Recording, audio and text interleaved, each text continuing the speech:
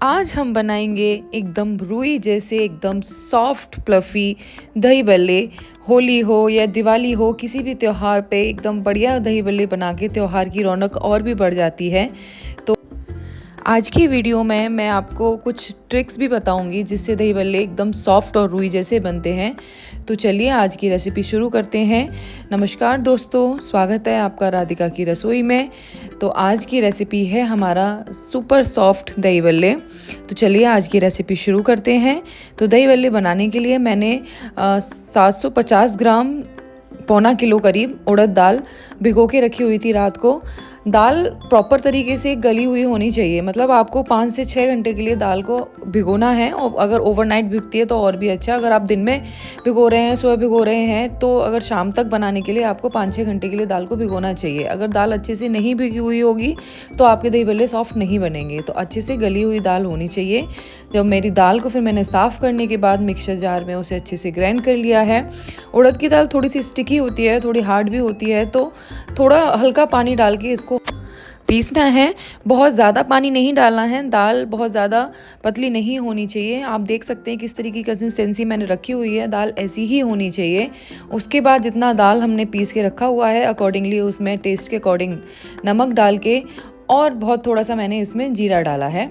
जीरा और नमक डाल के इसको एक ही दिशा में हमें घुमाना है, 8 से 10 मिनट लगातार घुमाना है। ये ट्रिक है जो मैं बता रही थी आपको दही बल्ले एकदम सॉफ्ट और स्पॉन्जी बनाने के लिए। अगर आपको रुई जैसे दही बल्ले बनाने हैं तो आपको दाल को 5 से 7 से 10 मिनट कम से कम इसको एक ही डायरेक्शन में बराबर घुमाते रहना है। और फिर उसके बाद एक कटोरी में थोड़ा सा पानी लेके हमें चेक करना है कि हमारी दाल रेडी है कि नहीं बल्ले के लिए। तो मैंने ये पानी में थोड़ा सा डाला है। उससे क्या है ना, अगर आपका जो आपने उसमें ड्रॉप डाली है वो ऊपर पानी में तैरने लगती है, इसका मतलब आपका दही बल्ला एकदम बनने के लिए रेडी है। वैसे बहुत लोग इसमें इनो या फिर सोडा भी डाल के बनाते हैं। उससे क्या है ना कि दही बल्ला थोड़ा काला पड़ जाता है। तो हमको एकदम सॉफ्टी स्पॉन्जी दही बल्ला बनाने के लिए और वो काला भी ना पड़े, तो एक ही ट्रिक अपनानी है। दाल को 7 से 10 मिनट के लिए लगातार एक ही डायरेक्शन में फेंटना है। जब हमारी दाल रेडी हो जाएगी तो हमको तेल गरम करना है। तेल को मीडियम ही हीट पे रखना है, बहुत ज़्यादा गरम नहीं करना है। अगर आप ज़्यादा गरम तेल रखेंगे तो दही बल्ले बाहर से आपके सिक जाएंगे और अंदर से कच्चे रह जाएंगे। और अगर तेल बहुत कम गरम है, अगर स्लो गरम है, तो दही बल्ले सही से बन नहीं पाएंगे, टाइट हो जाएंगे। तो आपको मीडियम पे ही रखना है और फ्लेम भी आपको मीडियम ही रखनी है। तो मैंने इस तरीके से सारे दही बल्ले अपने उसमें 1 बाय 1 डाल के और सेक लिए हैं। ये दही बल्ले मेरे सिक गए हैं और देखो मैं आपको दिखाती हूँ कितना सॉफ्ट बना है। अंदर से दिख रहे हैं कितनी जाली पड़ी हुई है दही बल्ले के अंदर मेरे। तो ये बहुत ही अच्छा बड़ा बना हुआ है। उसके बाद जो भी और बचा हुआ बैटर है उसको भी आप इसी तरीके से बना लीजिए। सारे बड़ों को सेकने के बाद अलग प्लेट में निकाल लीजिए। और उसके बाद चलिए हम अब जो मसाला हम दही बड़े के ऊपर डालते हैं उसकी रेसिपी बनाना मैं आपको बताती हूँ कि किस तरीके से एकदम स्वादिष्ट, बढ़िया, खुशबूदार और अच्छी जो मसाला है वो बनाया जाता है। तो सबसे पहले मैंने गैस पे तवा रखा है। तवे को हल्का गरम रखना है, मीडियम गरम रखना है। और उसमें फिर मैंने जीरा डाला है। जीरे में हल्का सा मैंने हींग भी डाला है, हींग का फ्लेवर भी बहुत अच्छा लगता है। जीरा, हींग और अजवाइन, जितना जीरा लिया है उतना ही अजवाइन भी हमें इसमें डालना है। और धीमी धीमी आंच पे इसको हमें आराम से भून लेना है। जीरा, अजवाइन और हींग को हमें इसमें भून लेना है। जैसे ये हमारा सारा तीनों चीज़ें भुन जाती हैं, बहुत ज़्यादा काला नहीं करना है। जब ये हमारा मसाला, जो भी मसाले के लिए हमने जीरा, हींग और अजवाइन को भुना था, उसको थोड़ी देर के लिए हमें ठंडा करने के लिए रख देना है। जैसे ही ये ठंडा हो जाए तो इसको एक मिक्सी के जार में निकाल के और थोड़ी सी लाल मिर्च पाउडर, थोड़ा सा नमक और थोड़ा सा काला नमक डाल के हमें इसे अच्छे से पीस लेना है। एक बढ़िया सा पाउडर फॉर्म में इसे रेडी कर देना है। इसको आप दही बड़े के साथ तो यूज़ कर ही सकते हैं। इसके अलावा अगर आप कभी जैसे रायता बना रहे हैं घर में डेली में और आपको छौंक नहीं लगाना है तो आप इस पाउडर को भी ऊपर से डाल के, बढ़िया एकदम टेस्ट आता है, आप अच्छे से रायता बना सकते हैं। या आप दही ऐसे ही नॉर्मल दही खा रहे हैं खाने के साथ में, तो आप दही के ऊपर भी इसको डाल के खा सकते हैं, उसका भी बढ़िया टेस्ट आता है। ये देखिए यहाँ हमारा पाउडर एकदम से पीस के रेडी है। अब इसमें मैंने थोड़ा सा चाट मसाला भी डाला है, क्योंकि अगर हम दही बड़ा चाट बना रहे हैं तो उसमें चाट मसाले का जाना तो बहुत ज़रूरी है। तो इसी जो भी मसाला मैंने बनाया हुआ है उसी में ही मैंने चाट मसाला भी ऐड कर दिया है। और ये हमारा यहाँ पे मसाला एकदम रेडी है। इसको किसी भी कंटेनर में आप भर के रख दीजिए, कभी भी ख़राब नहीं होता है। आप कभी तक भी इसको यूज़ कर सकते हैं, जितना भी आप दही बड़े में यूज़ कर रहे हैं बचा हुआ आप आगे अपने किसी भी यूज़ में ला सकते हैं। तो चलिए आगे का प्रोसेस शुरू करते हैं। तो जो भी दही बड़े हमने सेक के रखे हुए थे, अब उनको आगे प्रोसेस में लाने के लिए क्या करना है, एक बर्तन में मैंने गर्म पानी रखा हुआ है। अच्छे से गर्म करने के बाद उसमें थोड़ा सा मैंने हींग डाला है। दही बड़े में हींग का बहुत अच्छा फ्लेवर आता है, तो अगर आप जब भी बड़ा बना रहे हैं तो उसमें भी आप हींग यूज़ कर सकते हैं। जैसे मैंने उसमें जीरा डाला हुआ था, नमक डाला हुआ था, वहाँ आप हींग भी डाल सकते हैं। और अगर आप पानी में जिसमें भी आप उसको भिगो के रखने वाले हैं उसमें भी आप हींग डालिए, अच्छा फ्लेवर आता है हींग का।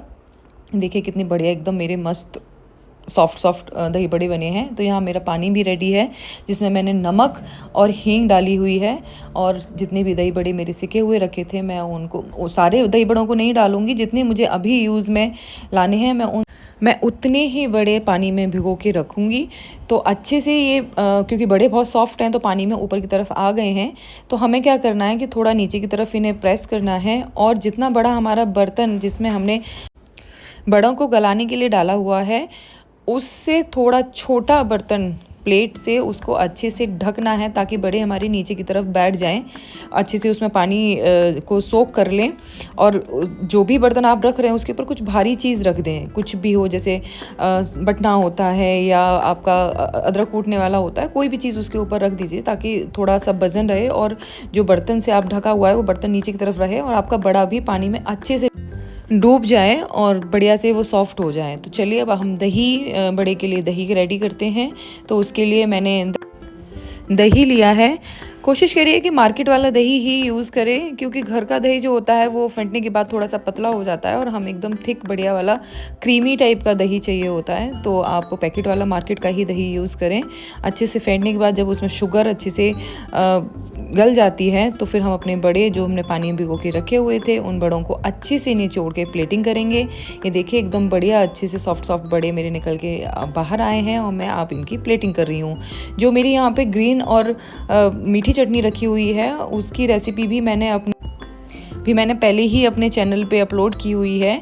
चटनी मैंने सेम डे ही बनाई थी, लेकिन इनकी वीडियोस मैंने अलग से चैनल पे अपलोड की हुई हैं। तो आप ऊपर जाके मेरे चैनल को सर्च करके आप उसमें मीठी चटनी की और ग्रीन चटनी की रेसिपीज़ को देख सकते हैं किस तरीके से बनाई हुई है। तो ये मैंने बड़े अपनी प्लेट में निकाले हैं और उसमें अच्छे से दही से उनको कोट किया है, उसके चटनी को डाला है।